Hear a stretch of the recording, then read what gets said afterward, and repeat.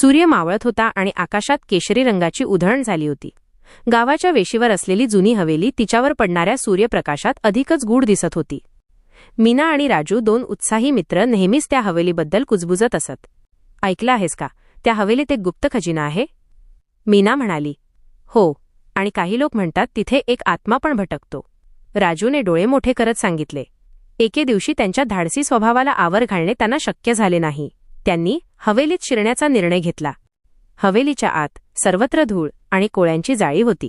लाकडी जिना चिर्रर्र आवाज करत होता, जणू काही तो त्यांच्या येण्याची तक्रार करत होता.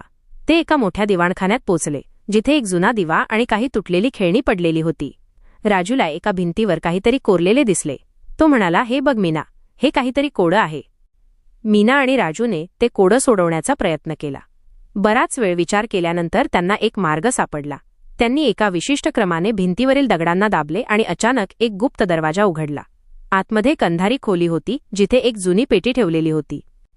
पेटी उघडल्यावर त्यांना धक्काच बसला. आतमध्ये सोन्याच्या मोहरा, हिरे आणि अनेक जुने दागिने होते. पण त्यासोबतच एक जुना कागद होता, ज्यावर हवेलीच्या मालकाने लिहिलेली एक चिठ्ठी होती.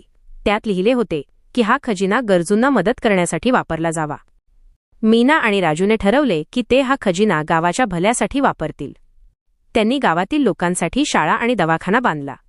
अशा प्रकारे हवेलीचे रहस्य केवळ एका खजिन्यापुरते मर्यादित नव्हते, तर ते माणुसकीच्या आणि मदतीच्या भावनेचे प्रतीक बनले.